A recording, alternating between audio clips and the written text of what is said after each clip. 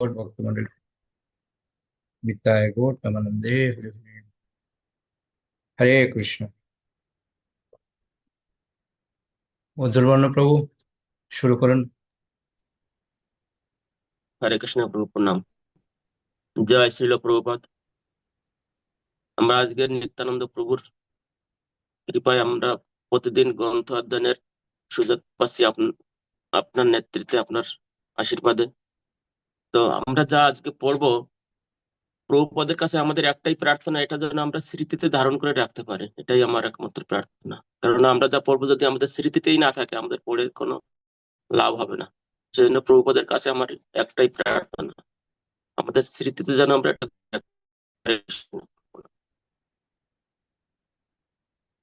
ভূমিকা। এই গ্রন্থটি শ্রীল রূপ গোস্বামী প্রভুপাদের সংস্কৃত রচনা ভক্তি রসামৃত সিন্ধু নামক গ্রন্থের সার সংকলন।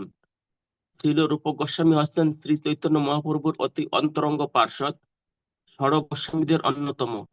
শ্রী চৈতন্য মহাপ্রভুর সঙ্গে শ্রীল রূপ গোস্বামীর যখন প্রথম সাক্ষাৎ হয়, তখন তিনি বাংলার মুসলমান নবাব হুসেন শাহের মন্ত্রী ছিলেন।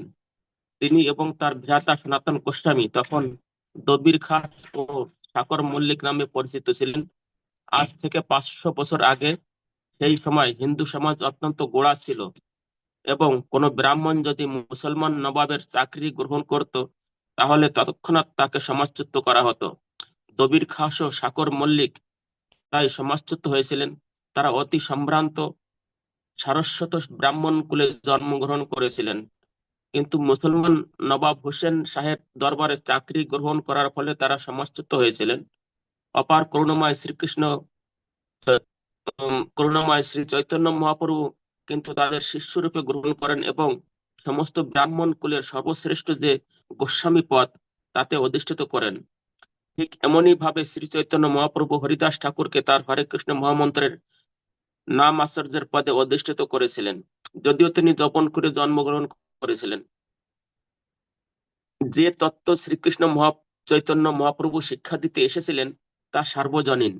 জাতি ধর্ম নির্বিশেষে যে মানুষ কৃষ্ণ তত্ত্ব বিজ্ঞান সম্বন্ধে অবগত হয়ে পরমেশ্বর ভগবানের সাথে যুক্ত হয়, তার পদ ব্রাহ্মণ কুলের জাত মানুষের থেকেও অনেক অনেক ঊর্ধ্বে। সেই কথা সমস্ত বৈদিক শাস্ত্রে, বিশেষ করে ভগবত গীতা ও শ্রীমদ্ ভাগবতে স্বীকৃত হয়েছে। শ্রী চৈতন্য মহাপ্রভুর এই আন্দোলনের মুখ্য উদ্দেশ্য হচ্ছে প্রতিটি মানুষকে যথার্থ পারমার্থিক তত্ত্বজ্ঞান দান করে তাদের অতি উচ্চ গোসাদে অধিষ্ঠিত করার। শ্রীমান মহাপ্রভু প্রদত্ত সেই শিক্ষা এই ভক্তি রসামৃত সিন্ধু গ্রন্থে বর্ণিত হয়েছে। শ্রী চৈতন্য মহাপ্রভুর সঙ্গে কবির খাস ও সাকর মল্লিক এই দুই ভাইয়ের প্রথম মিলন হয় মালদহ জেলার রামকেলি গ্রামে, এবং সেই মিলনের ফলে দুই ভাই নবাবের মন্ত্রিত্বের পদ থেকে অবসর গ্রহণ করে শ্রী চৈতন্য মহাপ্রভুর চরণ আশ্রয় গ্রহণ করতে মনস্থ করেন। দবির খাস, যিনি পরবর্তীকালে পরবর্তীকালে রূপ গোস্বামী নামে পরিচিত হয়েছিলেন, তিনি তখনই তার রাজকার্য থেকে অবসর গ্রহণ করেছিলেন এবং কর্মরত অবস্থায় যে ধন সম্পদ তিনি সঞ্চয় করেছিলেন তা যথাযথভাবে বিতরণ করে শ্রীমান মহাপ্রভু চরণ আশ্রয় গ্রহণ করেছিলেন। শ্রী চৈতন্য চরিতামৃতে বর্ণনা করা হয়েছে, তার কাছে এত সোনা ছিল যে তাতে একটি বড় নৌকা বোঝাই হয়ে গিয়েছিল। তার সম্পত্তি তিনি যেভাবে বিতরণ করেছিলেন, সেই দৃষ্টান্ত ভগবত ভক্তদের এমনকি সমস্ত মানব সমাজের গ্রহণ করা উচিত। তার সম্পত্তির অর্ধাংশ তিনি ভগবত ভক্তদের মধ্যে, অর্থাৎ ব্রাহ্মণ ও বৈষ্ণবদের মধ্যে বিতরণ করেন। এক চতুর্থাংশ তার আত্মীয় স্বজনদের দান করেন এবং বাকি চতুর্থাংশ একজন ব্যবসায়ীর কাছে গচ্ছিত রেখে দেন, ভবিষ্যতে কাজে লাগতে পারে বলে। তারপর সাকর মল্লিক যখন নবাবের কাছে অবসর গ্রহণের প্রস্তাব করেন, তখন নবাব খুব অসন্তুষ্ট হন এবং কোনো মতেই তাকে রাজকার্যে বহাল থাকতে সম্মত করতে না পেরে তিনি অবশেষে তাকে কারাগারে বন্দী করে রাখেন। সাকর মল্লিক, যিনি পরবর্তীকালে শ্রীল সনাতন গোস্বামী নামে পরিচিত হয়েছিলেন, তিনি রূপ গোস্বামীর গচ্ছিত টাকাটি কারাধ্যক্ষকে উৎকোচ করে হুসেন শাহের কারাগার থেকে মুক্ত হন। এইভাবে দুই ভাই শ্রী চৈতন্য মহাপ্রভুর সঙ্গে মিলিত হলেন। শ্রীল রূপ গোস্বামীর সঙ্গে শ্রী চৈতন্য মহাপ্রভুর মিলন হয় প্রায় আগে বা এলাহাবাদে, এবং সেই পূর্ণ তীর্থের দশাশ্বমেধ ঘাটে মহাপ্রভু তাকে 10 দিন ধরে পারমার্থিক তত্ত্ব সম্বন্ধে উপদেশ প্রদান করেন। তিনি রূপ গোস্বামীকে বিশেষভাবে কৃষ্ণ ভবনামৃত বিজ্ঞান সম্বন্ধে উপদেশ দেন।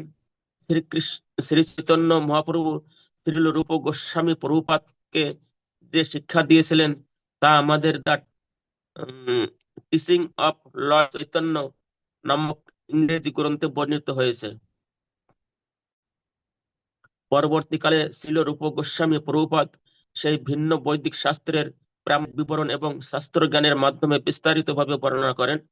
শ্রীল শ্রীনিবাস আচার্য প্রভু ষড় গোস্বামী অষ্টকম নামক স্তবে বর্ণনা করে গেছেন যে এই 6 জন গোস্বামী ছিলেন অতি উচ্চ শিক্ষিত পণ্ডিত। তারা কেবল সংস্কৃত ভাষাতেই পারদর্শী ছিলেন না, ফার্সি, আরবি ইত্যাদি বিদেশি ভাষাতেও তাদের অগাধ পাণ্ডিত্য ছিল। শ্রী চৈতন্য মহাপ্রভুর শিক্ষাকে বৈদিক জ্ঞানের পরিপ্রেক্ষিতে প্রতিষ্ঠিত করার জন্য তিনি পুঙ্খানুপুঙ্খভাবে সমস্ত বৈদিক শাস্ত্র বিচার করে দেখিয়ে গিয়েছেন যে শ্রী চৈতন্য মহাপ্রভুর প্রদর্শিত পন্থা অনুসরণ করাই হচ্ছে মানব জীবনের সর্বশ্রেষ্ঠ উদ্দেশ্য।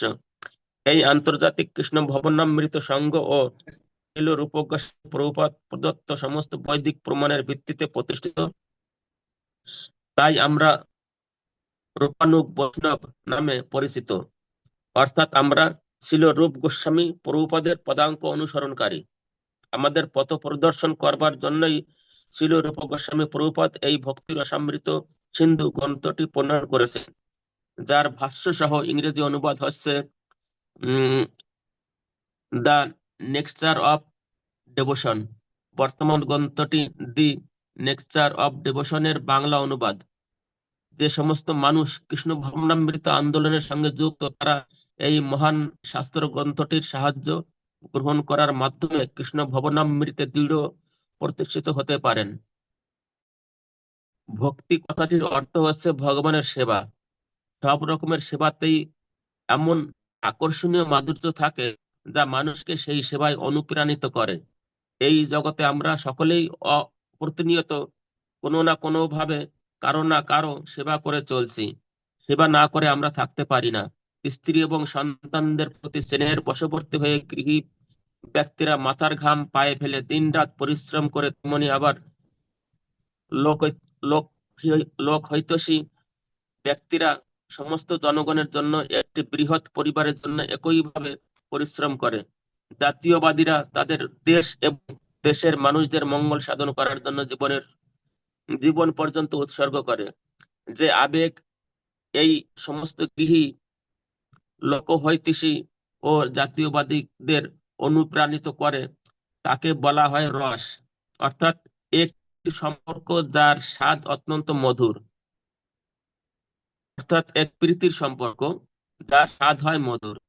ভক্তি রস হচ্ছে এমনই এক অপ্রাকৃত রস, জড় জগতের বন্ধনে আবদ্ধ বিষয় কর্মীরা যে রস আস্বাদন করে থাকে সেই রস আর এই রস এক নয়।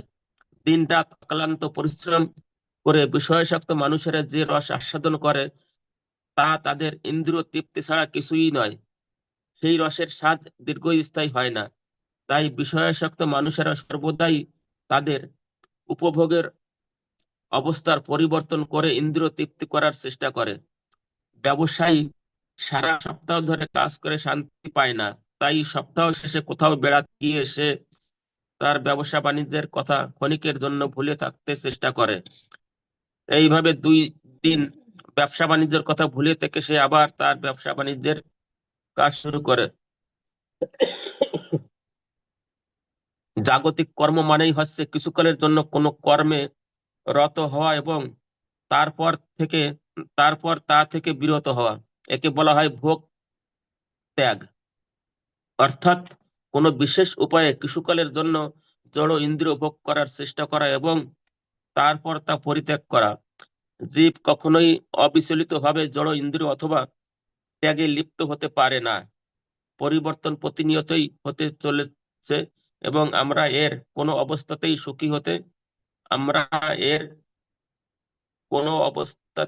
সুখী হতে পারি না। কারণ আমরা আমাদের প্রকৃত স্বরূপ বিস্তৃত হয়েছি। জড় ইন্দ্রিয় সুখ দীর্ঘস্থায়ী হয় না, তাই তাকে বলা হয় চপল সুখ। যেমন কঠোর পরিশ্রম করে কোনো মানুষ তার পরিবার পরিজনদের সুখ স্বাচ্ছন্দ্য দান করতে সক্ষম হতে পারে, তার ফলে সে কোনো বিশেষ রস আস্বাদন করতে পারে, কিন্তু তার মৃত্যু হওয়ার সঙ্গে সঙ্গে এই সমস্ত সুখও অন্তর্হিত হয়ে যায়। তাই নাস্তিক ভাবাপন্ন মানুষের কাছে মৃত্যু ভগবানের প্রতিনিধি। ভগবত ভক্ত ভগবত সেবার দ্বারা ভগবানের উপস্থিতি উপলব্ধি করতে পারে, আর নাস্তিক মৃত্যুরূপে ভগবানের উপস্থিতি উপলব্ধি করতে পারে। মৃত্যুতে সবকিছু পরিসমাপ্তি হয় এবং তাকে নতুন পরিবেশে নতুন জীবন শুরু করতে হয়। সম্ভবত আগের জীবন থেকে উন্নত অথবা নিম্ন ধরনের রাজনৈতিক, সামাজিক, জাতীয় অথবা আন্তর্জাতিক যে কোনো কর্মক্ষেত্রে জীবনের পরিসমাপ্তিতে আমাদের সমস্ত কর্মফল হবে, সেটা অবধারিত। ভক্তিরস কিছু, কিন্তু মৃত্যুতেই শেষ হয়ে যায় না। তা আত্মার সঙ্গে নিত্যকাল বিরাজমান থাকে, তাই তাকে বলা হয় অমৃত। তখন তার কখনো বিনাশ হয় না। বৈদিক শাস্ত্রে সেই কথা প্রতিপন্ন হয়েছে। ভগবত গীতাতেও বলা হয়েছে যে এই ভক্তি রসের পথে অল্প অগ্রসর হতে পারলেও মানব জীবনের সৌভাগ্য থেকে বঞ্চিত হওয়ার মহাভয় থেকে রক্ষা পাওয়া যায়। সামাজিক জীবন, পারিবারিক জীবন, পরম পরার্থবাদ, লোকহিতৈষণা, জাতীয়বাদ, সমাজতন্ত্রবাদ, সাম্যবাদ ইত্যাদির মাধ্যমে বৃহত্তর সামাজিক জীবন উপভোগ করার ফলে যে রসের স্বাদ পাওয়া যায়, তাতে পরবর্তী জীবনে যে আমরা মনুষ্য লাভ করব তার কোনো নিশ্চয় নেই। এই জীবনে আমরা যে রকম আচরণ করছি সেই অনুযায়ী আমরা আমাদের পরবর্তী জীবন প্রাপ্ত হব। জীবন তার কর্ম অনুসারে বিশেষ বিশেষ দেহ প্রাপ্ত হয়। এই সমস্ত কর্মের ফলাফল নির্ধারণ করেন দৈব। এই দৈবকে ভগবত গীতায় সবকিছুর পরম কল্যাণ, পরম কারণ বলে ব্যাখ্যা করা হয়েছে। শ্রীমদ্ ভাগবতে বলা হয়েছে দৈব নেত্রেণ, বা পরমেশ্বরের তত্ত্বাবধানে মানুষ তার কর্মফল অনুসারে তার পরবর্তী দেহ প্রাপ্ত হয়। এই তত্ত্বাবধানে আমরা, উম, 84 লক্ষ বিভিন্ন দেহের মধ্যে দেহে প্রাপ্ত হই। এই দেহ আমরা আমাদের ইচ্ছা অনুসারে পাই না, আমাদের পূর্বকৃত কর্ম অনুসারে দৈব আমাদের তা দান করেন। আমাদের দেহ যদি কৃষ্ণ ভাবনামৃতে নিযুক্ত থাকে, তাহলে যে পরবর্তী জীবনের মনুষ্য শরীর লাভ করা যাবে সে বিষয়ে কোনো সন্দেহ নেই।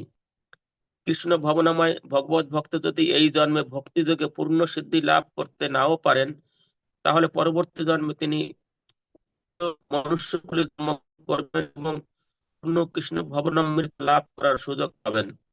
তাই কৃষ্ণ ভাবনামৃত আচার অনুসৃত বা চিরস্থায়ী, অতএব তাকে বলা হয় কৃষ্ণ ভাবনামৃত। এই কৃষ্ণ ভাবনাময় প্রতিটি কর্মই অমৃতময়। এটি হচ্ছে ভক্তি রসামৃত সিন্ধু গ্রন্থের বিষয়বস্তু। ভক্তি রসামৃত সিন্ধু গ্রন্থ পাঠ করে ঐকান্তিক ভাবে আগ্রহী পাঠক জীবের নিত্যবৃত্তি এই ভক্তিরস সম্বন্ধে অবগত হতে পারবেন। ভক্তিরস বা কৃষ্ণ ভাবনামৃত গ্রহণ করার ফলে সব রকমের উৎকণ্ঠা থেকে মুক্ত হয়ে যে মঙ্গলময় জীবনের স্বাদ পাওয়া যায়, সেই অপ্রাকৃত স্তরে অধিষ্ঠিত হলে মুক্তির আনন্দ স্বাদ পাওয়া যায়, নগণ্য হয়ে যায়। ভক্তি রসের প্রবল মুক্তি আপনা থেকেই লব্ধ হয়, কেননা তার ফলে পরমেশ্বর ভগবান শ্রীকৃষ্ণ আকৃষ্ট হন। সাধারণত কনিষ্ঠ অধিকারীরা ভগবানকে বা শ্রীকৃষ্ণকে দেখার জন্য ব্যাকুল হয়ে থাকে, কিন্তু আমরা আমাদের এই জড় ইন্দ্রিয় দিয়ে পরমেশ্বর ভগবানকে কখনোই দেখতে পারি না। ভক্তির সমৃদ্ধ সিন্ধু গ্রন্থে নির্দেশিত গ্রন্থার মাধ্যমে ভক্তিযোগ অনুশীলন করার ফলে আমরা ধীরে জড় স্তর অতিক্রম করে চিন্ময় স্তরে অধিষ্ঠিত হতে পারি। তখন আমরা সব রকম জড় জাগতিক উপাধি থেকে মুক্ত হই। ভক্তি রসের সংস্পর্শে আসার ফলে ইন্দ্রিয়গুলি কলুষমুক্ত হয়। নির্মল ইন্দ্রিয়গুলি যখন পরমেশ্বর ভগবানের সেবায় যুক্ত হয়, তখন আমরা ভক্তি রসে অধিষ্ঠিত হই এবং সেই অপ্রাকৃত ভক্তি রসে পরমেশ্বর ভগবানের সন্তুষ্টি বিধানের জন্য যে কর্ম করা হয় তার ফলে নিত্য আনন্দ আস্বাদন করা যায়। এইভাবে ভগবত ভক্তিতে যুক্ত হওয়ার ফলে নিত্যকাল সমস্ত আনন্দ রস উপভোগ করা যায়। প্রাথমিক স্তরে আচার্য বা গুরুদেবের তত্ত্বাবধানে বৈদিক ভক্তি অনুশীলনের শিক্ষা লাভ করতে হয়। ধীরে ধীরে ভক্ত যখন উন্নত স্তরে অধিষ্ঠিত হয় তখন স্বতঃস্ফূর্ত ভাবে কৃষ্ণকে সেবা করার আগ্রহ দেখা দেয়। 12টি বিভিন্ন রকমের রস রয়েছে যা এই গ্রন্থে ব্যাখ্যা করা হবে। তার মধ্যে 5টি মুখ্য রসে শ্রীকৃষ্ণের সঙ্গে আমাদের সম্পর্কের পুনঃপ্রতিষ্ঠাতা করার মাধ্যমে আমরা আমাদের সৎ চিৎ আনন্দময় স্বরূপে অধিষ্ঠিত হতে পারি। জীবনের এক মৌল বৃত্তি হচ্ছে কাউকে ভালোবাসার প্রবৃত্তি।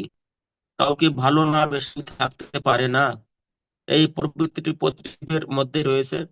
এমনকি বাঘের মতো একটি হিংস্র জন্তুর মধ্যেও এই ভালোবাসার প্রবৃত্তি অন্তত সুপ্তভাবে রয়েছে এবং মানুষের মধ্যে তা অবশ্যই রয়েছে। কিন্তু আসল কথা হচ্ছে কোথায় আমাদের এই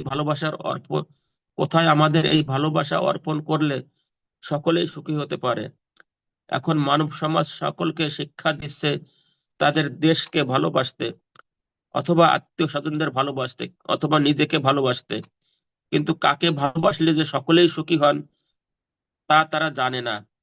যাকে ভালোবাসলে সকলকেই ভালোবাসা হয় তিনি হচ্ছেন শ্রীকৃষ্ণ।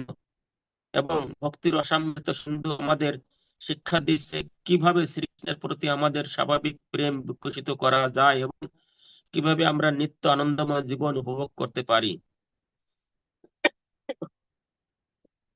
প্রাথমিক স্তরে একটি শিশু বা তার পিতা মাতাকে ভালোবাসে, তারপর সে তার ভাই বোনদের ভালোবাসে এবং ক্রমান্বয়ে সে যখন বড় হতে থাকে তখন সে তার আত্মীয় স্বজন, সমাজ সম্প্রদায়, দেশ জাতি, এমনকি সমস্ত মানব সমাজকে ভালোবাসতে থাকে। কিন্তু সমস্ত মানব সমাজকে ভালোবেসে আমাদের ভালোবাসার তৃপ্তি না, সেই ভালোবাসার প্রবৃত্তি অপূর্ণ থেকে যায় যতক্ষণ না আমরা পরম প্রেমাস্পদকে জানতে পারি।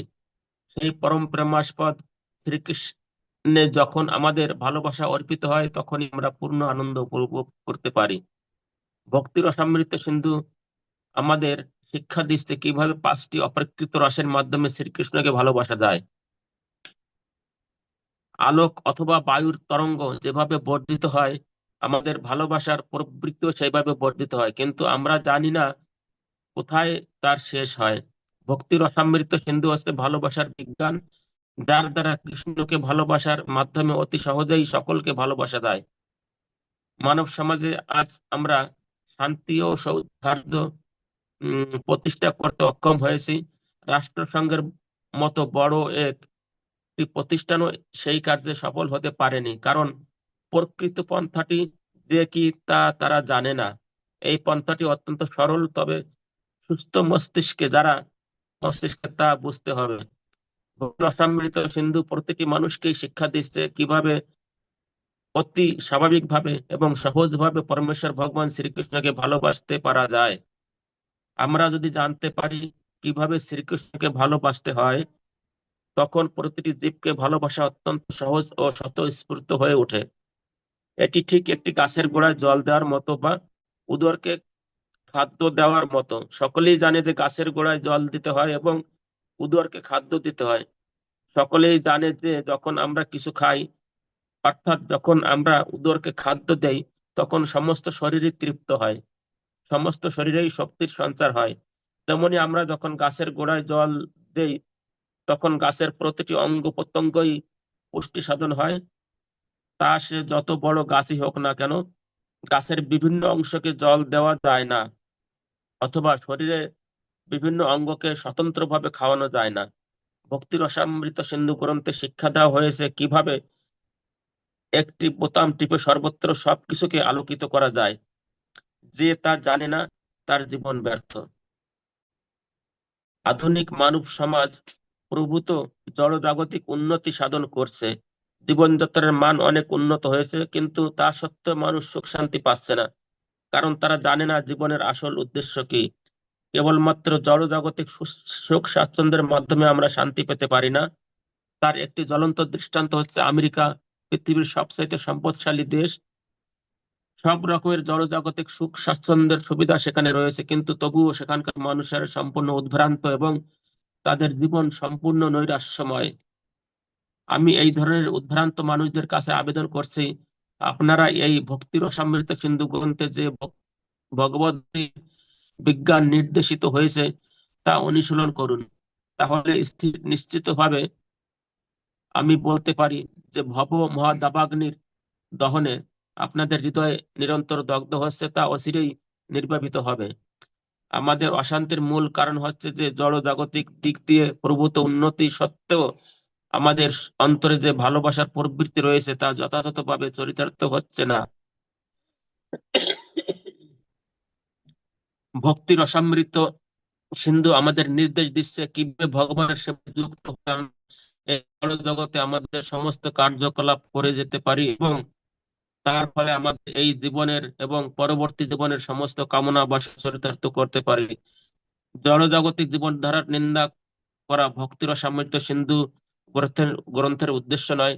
তার উদ্দেশ্য হচ্ছে যাজকদের, দার্শনিকদের তথা সমগ্র জনসাধারণকে শিক্ষা দেওয়া কিভাবে পরমেশ্বর ভগবান শ্রীকৃষ্ণকে ভালোবাসতে হয়। জড়জাগতিক সুখ স্বাচ্ছন্দ্যময় জীবন যাপন করায় কোনো ক্ষতি নেই, কিন্তু সেই সঙ্গে জানতে হবে শ্রীকৃষ্ণকে কিভাবে ভালোবাসা যায়। আধুনিক যুগে আমরা আমাদের ভালোবাসার প্রবণতা চরিতার্থ করার জন্য কত রকম উপায় উদ্ভাবন করছি, কিন্তু প্রকৃতপক্ষে আমাদের পরম প্রেমাস্পদ শ্রীকৃষ্ণকে আমরা ভুলে গেছি। আমরা গাছের বিভিন্ন অঙ্গে জল সেচন করছি, কিন্তু গাছের গোড়াতেই জল দিতে ভুলে গেছি। আমরা নানা উপায়ে আমাদের শরীরকে সুস্থ সবল রাখার চেষ্টা করছি, কিন্তু উদরকে খাদ্য দিতে ভুলে গেছি। শ্রীকৃষ্ণকে ভুলে থাকা মানে নিজেকেও ভুলে থাকা। যথার্থ আত্মতত্ত্ব জ্ঞান এবং কৃষ্ণ ভবনামৃত পরস্পর সম্পর্কযুক্ত দৃষ্টান্ত স্বরূপ বলা যায়। দিনের বেলায় আমাদের আমরা যখন আমাদের দেখি, তখন সেই দেখার মধ্যে দিয়ে আমরা সূর্যকেও দর্শন করি। সূর্যরশ্মি দর্শন না করে কেউ নিজেকে দর্শন করতে পারে না। তেমন শ্রীকৃষ্ণকে না জানলে কখনই নিজেকে জানা সম্ভব নয়। ভক্তির অসমৃত সিন্ধু গ্রন্থটি বিশেষ করে সেই সমস্ত মানুষদের জন্য প্রণয়ন করা হয়েছে যারা কৃষ্ণ ভবনামৃত আন্দোলনের সঙ্গে সক্রিয়ভাবে যুক্ত। আমরা যে সমস্ত বন্ধু এবং শিষ্য সমস্ত পৃথিবী জুড়ে আমাদের এই আন্দোলনের প্রসার করার কাজ আমাকে সাহায্য করছে, তাদের আমি আমার আন্তরিক ধন্যবাদ জানাচ্ছি এবং ধন্যবাদ জানাচ্ছি আমার প্রিয় শিষ্য শ্রীমান জয়ন্ত স্যার, যে এই বইটি ছাপাতে যার দান ছিল অসামান্য। সেই সঙ্গে আমি আমার আন্তরিক ধন্যবাদ জানাচ্ছি ইসকন প্রেসের পরিচালকদের, যারা অতি অতি যত্ন সহকারে এই মহান গ্রন্থটি মুদ্রায়ণ করেছেন। হরে কৃষ্ণ। অভয় চরণারবিন্দ, ভক্তি বেদান্ত স্বামী।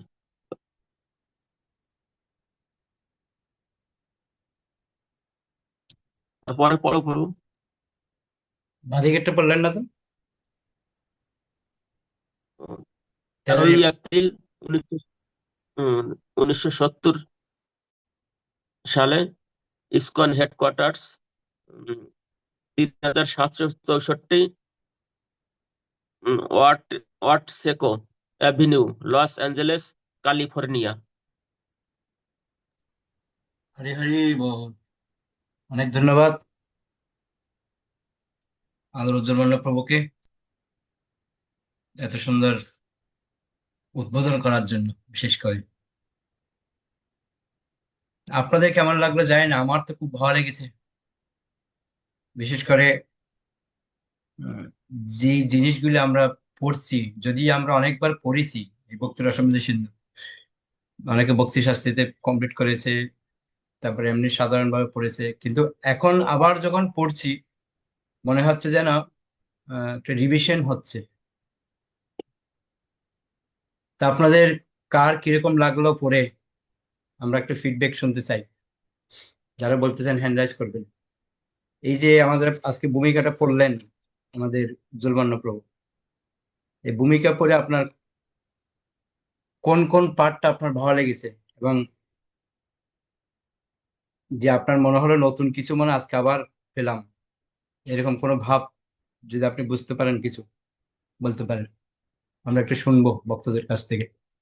আর যদি কোনো জায়গায় বুঝতে অসুবিধা হয় সেটাও জিজ্ঞেস করবেন, সেটা আমরা চেষ্টা করবো ক্লিয়ার করার জন্য।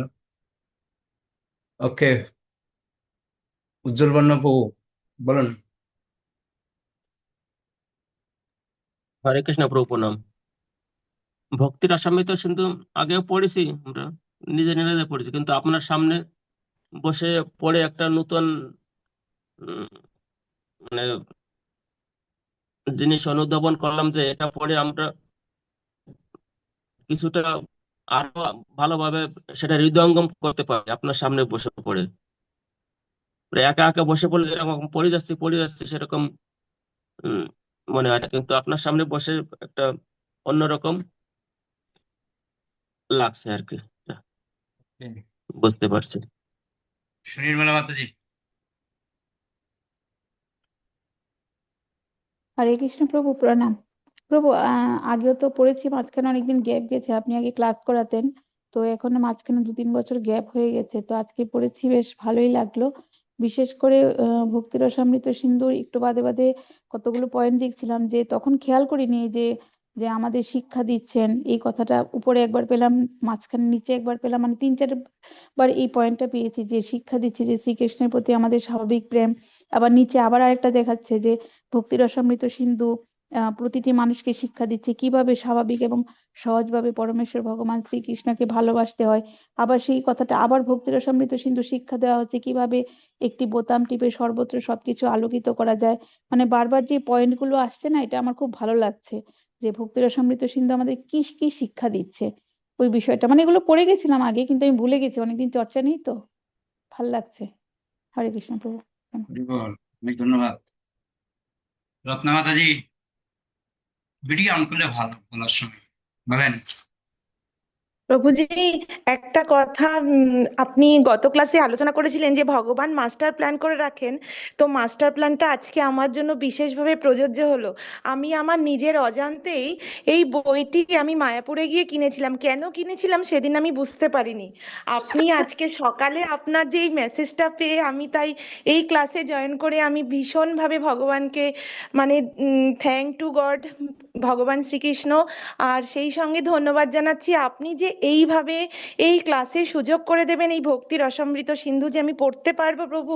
আমি যে বুঝতেই পারিনি যে এই হঠাৎ করে এই সুযোগ আমার কাছে চলে আসবে। ভগবানের মাস্টার প্ল্যান কিভাবে কাজ করলো আজকে, আমি সারা দিন আজকে এই কথাটাই শুধু ভেবে চলেছি। হয়তো ক্লাসের পরে আপনি যদি আজকে না বলার সুযোগ দিতেন, আমি আপনাকে আজকে জানাতাম যে প্রভু কিভাবে এই যে দুয়ে দুয়ে চার করে দেন ভগবান। তো এই ভক্তির অসমৃদ্ধ সিন্ধুটা বইটা কিনে রেখে দিয়েছিলাম, যে কিভাবে পড়বো, কিভাবে জানবো, এটা বুঝতে পারছিলাম না। কিন্তু আজ আপনি এই যে উদ্বোধন করলেন, সত্যি ভগবানকে, মানে আমরা কিভাবে কৃতজ্ঞতা মানে প্রকাশ করব আমি বুঝতে পারি না। আজকে এই ক্লাসটা করে আমি ভীষণভাবে খুশি প্রভু। এই ক্লাসটা আপনি যে দিয়েছেন তার জন্য অনেক অনেক ধন্যবাদ। ভগবানকে জানাই আমার প্রণাম। এখানে সকল মাতাজি আপনি আছেন প্রভুজি, আমার আন্তরিক প্রণাম জানাই প্রভু। আজকে এই ক্লাস শুরু করার জন্য আমি ভীষণ খুশি। তো এটাই ভগবান যে কিভাবে মাস্টার প্ল্যান করে রেখেছিল আমার জন্য আমি জানি না প্রভু। অনেক ধন্যবাদ, অনেক ধন্যবাদ এই ক্লাস শুরু করার জন্য। হরি বল। আসলে এটা আমার প্ল্যান ছিল ঠিকই, কিন্তু উৎসাহটা ছিল আমাদের ক্লাসের, বিশেষ করে আমাদের চৈতন্য চরিতামৃতের ক্লাসের মাতাজিদের বিশেষ উৎসাহ ছিল। বিশেষ করে আমাদের শক্তি রাধিকা মাতাজি, আমাদের দীপ্তিময়ী মাতাজি, ওনারা মানে বিশেষ করে এটার জন্য আমাকে বলছে, প্রভু কবে শুরু করবেন, কবে শুরু করবেন। আমরা প্ল্যান করেছিলাম অনেক দিন থেকে, কিন্তু করবো করবো করে সময় হচ্ছিল না। তা আমি চিন্তা করলাম, না, নিতাইয়ের কৃপা নিয়েই শুরু করতে হবে। তো যাক, গতকালকে নিতাইয়ের কৃপা হলো, আজকে থেকে আমরা শুরু করছি। আমার একটা অনুরোধ আপনাদের কাছে, যেন আমরা কোনো অবস্থায় যেন ক্লাসটা বন্ধ না করি। এই জন্য আপনারা অবশ্যই সাপোর্ট দেবেন, এটা আমি প্রার্থনা করব। আশা করি আপনারা সাপোর্ট দিলে আমরা এটা কন্টিনিউ করে যেতে পারবো। তো আমার এটাই প্রার্থনা সমস্ত ভক্তদের কাছে, যে কোনো সময় হয়তো আমি হয়তো কোথাও যদিও যাই, কিন্তু ধারাবাহিকভাবে আমরা যে নাম, আমরা অলরেডি গ্রুপের মধ্যে 1 সপ্তাহের নাম পেয়ে গেছি, আমরা 1 সপ্তাহ 15 দিনের নাম পেয়ে গেছি, যারা যারা পড়বেন। তো আপনারা কন্টিনিউ করবেন, এটাই আমার প্রার্থনা। আর আমাদের দেখছি এটা কি করে আমরা আরো সামনের দিকে এগিয়ে নিয়ে যেতে পারি উন্নত মাধ্যম দিয়ে। ওকে, আচ্ছা, আরেকটা পয়েন্ট আমরা ক্লাসে রাখবো।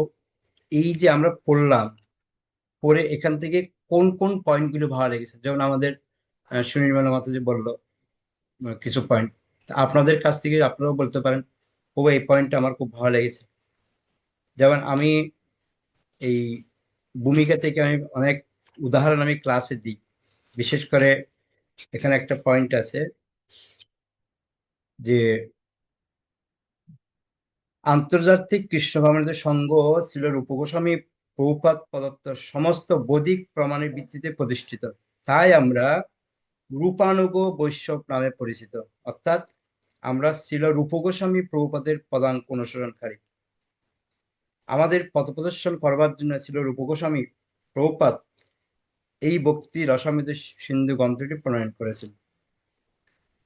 তো এই যে আমরা রূপানুগ বৈষ্ণব, যে আমরা কি বৈষ্ণব, আমরা হচ্ছে রূপানুগ বৈষ্ণব। কেন রূপানুগ বৈষ্ণব বলা হচ্ছে? যেহেতু আমরা রূপ গোস্বামীর পদাঙ্ক অনুসরণ করছি, সেজন্য বলা হচ্ছে রূপানুগ বৈষ্ণব। আর আমরা দেখেছি শিল প্রভুপাদ যখন বৃন্দাবনে তিনি গ্রন্থ লিখছিলেন, তো জানলা দিয়ে উনি রূপ গোস্বামীর সমাধি দর্শন করতেন। তো রূপ গোস্বামীকে দর্শন করে করেই তিনি এই গ্রন্থগুলি সব লিখেছেন। তো এই জন্য প্রভুপাদ উনি ব্যাখ্যা করছেন আমরা হচ্ছে রূপানুগ বৈষ্ণব, কেন রূপ গোস্বামীর পদাঙ্ক অনুসরণ করেছে বলে। আরেকটা বিষয় আমরা এখানে দেখলাম যে দ্রবিড়কাশ এবং শাকর মল্লিকের যে প্রথম মিলন মহাপ্রভুর সাথে হয়েছিল, সেটা হচ্ছে মালদা জেলার রামখিলি গ্রামে দুই ভাইয়ের প্রথম মিলন হয়। আরেকটা পয়েন্ট আমি পেয়েছি, সেটা হচ্ছে দ্বিতীয় মিলন হয়েছিল, সেটা হচ্ছে এলাহাবাদ, যে প্রয়াগের মধ্যে দশাশ্বমেধ ঘাটের মধ্যে। এই পয়েন্টগুলি আপনারা নোট করতে পারেন, ভবিষ্যৎ প্রচারের জন্য খুব কাজে আসবে। বিশেষ করে যদি আপনি প্রয়াগে বেড়াতে যান, আরো বেশি কাজে আসবে। তাহলে ওখানে গিয়ে ঘাটটা খুঁজবেন, কোথায় দশাশ্বমেধ ঘাটটা, কোথায় এলাহাবাদ। আমি যখন গেলাম খুঁজে খুঁজে বের করলাম কোথায় আছে দেখি ঘাটটা। তা আপনারা যখন যাবেন ঘাটটা খুঁজে দেখবেন কোন জায়গায় আছে। প্রয়াগের মধ্যে এলাহাবাদ, যে আমাদের কুম্ভ মেলা হলো ওখানে। আরেকটা পয়েন্ট আমার খুব ভালো লেগেছে, সেটা হচ্ছে ওনার যা সম্পদ ছিল, তিনি অর্ধেক সম্পত্তি ভক্তদের জন্য দান করেছেন, বিশেষ করে ব্রাহ্মণ বৈষ্ণবদের মধ্যে বিতরণ করেছেন। আর এক ভাগ আত্মীয় স্বজনকে, আর এক ভাগ তিনি ভবিষ্যতের জন্য এক ব্যবসায়ীর কাছে গচ্ছিত রেখেছেন। এই সম্পত্তিকে যে কি করে ভাগ করতে হয়, সেটা উনি আমাদেরকে খুব সুন্দর একটা শিক্ষা দিয়েছেন। যাই হোক, আমরা আর একটু শুনবো ভক্তদের কাছ থেকে কার কোন পয়েন্ট ভালো লাগলো শুনে। আমাদের মিত্রবৃন্দ মাতাজি। হ্যাঁ, হরে কৃষ্ণ প্রভু প্রণাম। আমি ওইটাই বলতে যাচ্ছিলাম যে মহাপ্রভুর সাথে সাকর মল্লিকার এর সাথে কোথায় প্রথমে দেখা হলো, ওইটাই আমার খুব ভালো লেগেছে। আর এখানে এইটা আরেকটু বেশি ভালো লাগছে যে স্বরগোস্বামী ছিল, ওনারা কত রকম ভাষা জানতেন। সেই ভাষাটা মানে আমি জানতাম না, যে আমি জানতাম শুধু মানে এই ভাষাটাই জানি, কিন্তু ফরাসি ভাষা জানেন, তারপরে আরবি, এই কি বিভিন্ন রকমের ভাষা ওনারা জানতেন। এটাই বেশি ভালো লেগেছে এখানে, এটাই নতুন বুঝতে শুনলাম আজকে আমি। হরে কৃষ্ণ প্রভু প্রণাম। Okay. আর কেউ? প্রত্যেকে যদি একটা একটা করে পয়েন্ট বললে আমাদের অনেকগুলি পয়েন্ট হয়। আচ্ছা, আরেকটা জিনিস আমার মার্ক করে রেখেছি আমি, খুব ভালো একটা পয়েন্ট, সেটা হচ্ছে ভক্তি। আমরা ভক্তি ভক্তি বলি, এই ভক্তি কথাটার অর্থ কি এখানে বলছে। ভক্তি কথাটির অর্থ হচ্ছে ভগবানের সেবা। এই যে পয়েন্টটা, খুব সুন্দর একটা পয়েন্ট এটা। আমরা ভক্তির কথা সবসময় বলি, ভক্তি জিনিসটা কি, কিন্তু এখানে স্পষ্ট বলছে ভক্তি কথাটির অর্থ হচ্ছে ভগবানের সেবা। এই যে মূল মূল কিছু পয়েন্ট, এগুলো আপনারা এরকম একটা হাইলাইট পেন নেবেন, এরকম পেন দিয়ে মার্ক করে রাখবেন, ভবিষ্যৎ কাজে আসবে এটা। ঠিক আছে? আরেকটা পয়েন্ট খুব সুন্দর প্রপাত উদাহরণ দিয়েছে, সফল সুখ। এই সফল সুখটা আমরা গীতায় পড়েছি, কিন্তু এখানে আবার ব্যাখ্যা করেছে। সফল সুখ কি? জড় ইন্দ্রিয় সুখ দীর্ঘস্থায়ী হয় না, তাই তাকে বলা হয় সফল সুখ। এই জড় জগতে আমরা যে সুখগুলি পাচ্ছি, ওটা হচ্ছে ক্ষণিকের, আর এই জন্য এটাকে বলা হচ্ছে সফল সুখ। এই যে এই বিভিন্নগুলো পয়েন্ট, আরেকটা পয়েন্ট এই ভক্তি রসামৃত সিন্ধু গ্রন্থের বিষয়বস্তু উনি ব্যাখ্যা করেছেন, যে আমাদের মনুষ্য জন্মের উদ্দেশ্যটা কি, এটাই উনি এর মধ্যে তুলে ধরেছেন। তো আজকে আমরা মোটামুটি কিছুটা আমরা এগিয়েছি। আর আগামীকাল আমরা প্রস্তাবনা পড়ব, যে প্রস্তাবনার মধ্যে অনেকগুলো পয়েন্ট রাখা আছে। এখানে অলরেডি একটা পয়েন্ট বলেছে, 12টা রসের কথা আমাদেরকে এখানে বলেছে, কিন্তু বিস্তারিত বলেনি। এই বিস্তারিত আমরা আগামীকাল আহ আশা করছি শুনতে পাবো। তো আমার একটা ওপিনিয়ন, আপনারা একটু চিন্তা করলে ভালো, যে একটানা যে আমরা পড়ে যাচ্ছি, একটানা পড়লে ভালো, না 2 পাতা পড়ে একটু দাঁড়িয়ে আমরা স্মৃতিচারণ করলে ভালো, কি বুঝলাম, কি পয়েন্টটা নোট করলে ভালো। আর আমার মনে হয় একজন 8 ঘন্টা পড়া মানে ওনার জন্য একটা একটা হ্যাঁ প্রভু। কঠিন হয়ে দাঁড়ায়।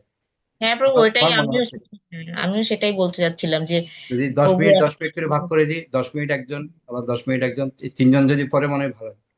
তাহলে মাঝে মাঝে আপনি একটু বলে দেবেন, তাহলে আরেকটু ভালো লাগবে। আপনাদের কি মতামত? শক্তি রাধিকা মাতাজি। হরে কৃষ্ণ প্রভু। আমার তো মনে হয় প্রভু আমাদের কিছুটা পড়ে আমাদের মেমোরিতে তো এতটা থাকে না, কিন্তু আমরা যদি একটুখানি একটু একটু করে পড়ে যদি আমাদের মধ্যে ডিসকাশন হয় তাহলে সেটা খুব ভালো গভীরে চলে যাবে প্রভু।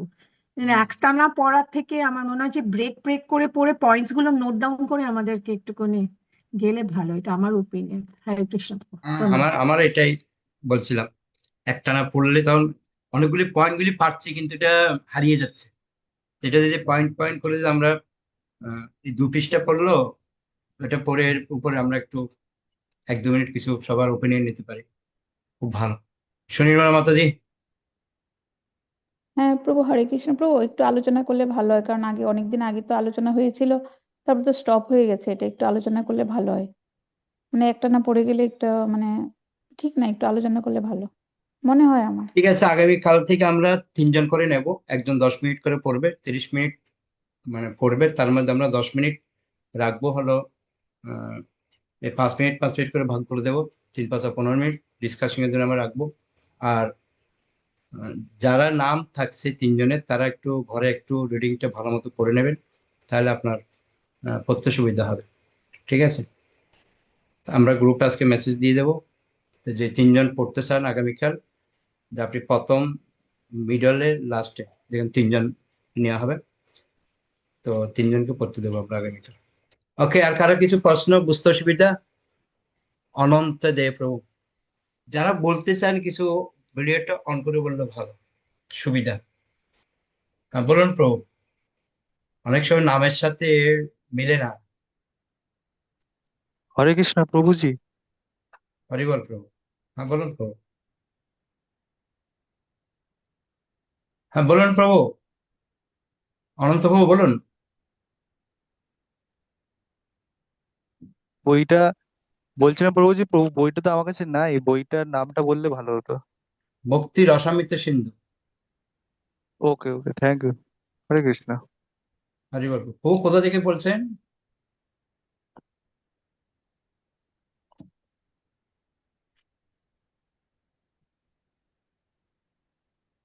ওকে, আর কারো কোনো প্রশ্ন, কোনো কিছু বিষয়? তাহলে আমরা এখানে শেষ করব। যদি কারো কিছু বলার থাকে বা কোনো পয়েন্ট যদি আপনার কাছে জানা থাকে, আপনি বলতে পারেন। একটা জিনিস আমি উম, চিন্তা করলাম, কিছু কিছু উদাহরণ থাকে, উদাহরণগুলো আমরা নোট ডাউন করতে পারি। যেমন একটা উদাহরণ কি অনেক ক্ষেত্রে অনেকভাবে ব্যবহৃত হয়, বিশেষ করে সূর্য, চন্দ্র, সূর্য রশ্মি, এগুলি কি মানে অনেক বেশি ব্যবহৃত হয়, কিন্তু কোনটা যে কোন ক্ষেত্রে ব্যবহৃত হচ্ছে এটা কিন্তু আমরা বুঝতে পারি না। তাই জন্য এই কিছু কিছু বিষয়গুলো আমরা এখানে উপলব্ধি করতে পারি। যেমন লাস্টের দিকে একটু উদাহরণ দিচ্ছে, দৃষ্টান্তস্বরূপ বলা যায়, দিনের বেলা আমরা যখন আমাদের দেখি, তখন সেই দেখার মধ্যে দিয়ে আমরা সূর্যকে দর্শন করি। সূর্য রশ্মি দর্শন না করে কেউ নিজেকে দর্শন করতে পারে না। তেমনই শ্রীকৃষ্ণকে না জানলে কখনোই নিজেকে জানা সম্ভব নয়। এখানে যে সূর্য রশ্মি আর সূর্যকে যে একটা উদাহরণ দিয়েছেন, এটা খুব সুন্দর একটা পয়েন্ট। এটা আপনারা প্রসার ক্ষেত্রে আপনারা কাজে লাগাতে পারেন। এই সূর্য কথা, যেমন আমরা এখন আহ চৈতন্য চরিতামৃতে পড়ছি, ওর মধ্যে আমরা সূর্য আর চন্দ্রকে যে মহাপ্রভু আর নিত্যানন্দ প্রভুর সাথে কতভাবে উদাহরণ দিচ্ছে। তো ঠিক সেরকম এই যে আমরা আজকে প্রথম ভূমিকাটা, এর মধ্যে অনেকগুলি পয়েন্ট পেয়েছি, সেটা আমরা মার্ক করে রাখবো। তাহলে ভবিষ্যতে যখন আমরা কোথাও ক্লাসে আলোচনা করতে চাইবো, তাহলে আমাদের কাজে আসবে। ওকে, ঠিক আছে, আমাদের টাইম অনেক হয়ে গেছে, আমরা 10টার মধ্যে শেষ করব। হরি হরি বল। আমাদের রাধা হরিমোহিনী মাতাজি বলেন। হরে কৃষ্ণ প্রভু, প্রণাম। প্রভু, পৃষ্ঠার মধ্যে 5টা লাইনের পরের লাইনটার মধ্যে যে বলা হয়েছে, একটু দেখুন তো, এটা আমি একটু বুঝতে পারছি না, এটা কি বলছেন? চ ছ ছ বড় ছটা, হ্যাঁ, 5টা লাইনের পরে লেখাটা 5 পড়ুন। লাইনের পরের মধ্যে যে বলা হচ্ছে, আম, যে ভব মহাধাভাগী ধনে আপনাদের হৃদয় নিরন্তর দ্বন্দ্ব হচ্ছে, তা অচিরে নির্বাপিত হবে। তার মানেটা কি? মানে মহাধাভাগী, এটা কি কি জিনিসকে বোঝাচ্ছে? পেজ নাম্বারটা মিলছে না। 6 পৃষ্ঠাটা। 6 পৃষ্ঠা প্রভু, 6 পৃষ্ঠা,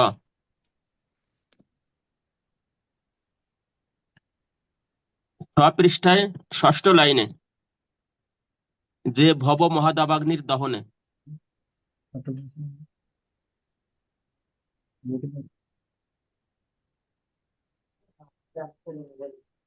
হ্যাঁ, দেখছি আমি, আমার যে বই আছে এটা পুরোনো বই, 100 পৃষ্ঠা। এক মিনিট।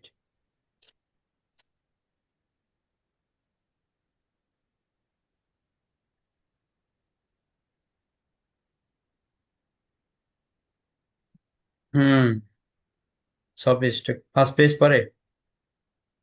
হ্যাঁ, পেয়েছি।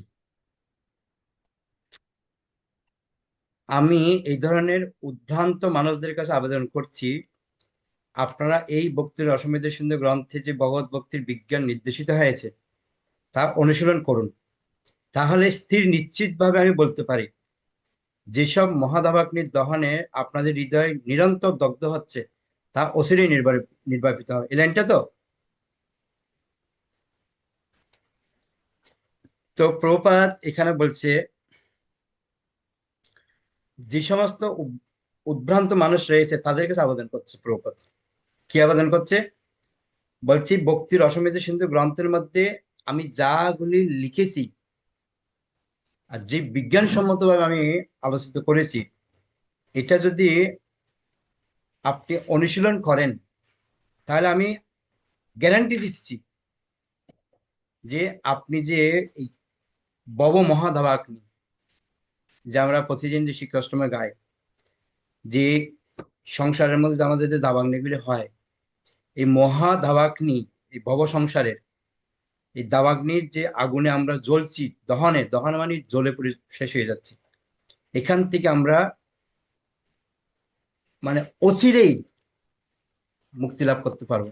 নির্বাপিত হবে মানে ওখানে জল পড়ে যাবে আগুনের মধ্যে, যদি আমরা এই ভক্তির অসমৃদ্ধ সিন্ধু গ্রন্থে যা বলেছে সেটা যদি আমরা ফলো করি। ক্লিয়ার? এটা হচ্ছে প্রভুপাদের মনোভাব তুলে ধরেছে এখানে। প্রভুপাদ বলতে চাইছে, এই ভক্তির অসমৃদ্ধ সিন্ধু গ্রন্থ যদি আমরা ভালোভাবে হৃদয়ঙ্গম করতে পারি, যত রকমের সমস্যা আসুক না কেন, মুহূর্তের মধ্যে এটা দূর হয়ে যাবে। আর এখানে আরেকটা বিষয় আছে, এই ভক্তির অসমৃদ্ধ সিন্ধু গ্রন্থ কিন্তু স্বয়ং রূপ গোস্বামীর যে মনের ভাব তিনি কিন্তু ফুটিয়ে তুলেছেন, এটা বুঝতে হবে। তো ওই জন্য প্রভুপাদ বলছে, এই যে যদি আমরা ভালো করে বুঝতে পারি, তাহলে আমাদের সমস্ত রকমের যে সংসারের সমস্যা যত কিছু আছে সব কিন্তু এর মধ্যে ব্যাখ্যা করা হয়েছে, সব ক্লিয়ার হয়ে যাবে। ওকে মাতাজি, আর কারো কোনো প্রশ্ন, বুঝতে কোনো অসুবিধা?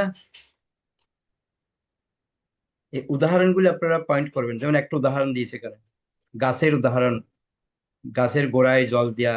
আর একটা উদাহরণ দিয়েছে যে উদরে খাদ্য দেয়া। এই উদাহরণগুলি কিন্তু ভবিষ্যতে আপনার কাজে আসবে, আপনার প্রচারের ক্ষেত্রে বিভিন্ন জায়গার মধ্যে আপনি কাজে লাগাতে পারেন। সেজন্য এগুলো পয়েন্ট আউট করলে খুব ভালো। ওকে, ঠিক আছে, তাহলে আমরা বৈশ্ব প্রণাম করে শেষ করি। আগামীকাল আবার দেখা হবে।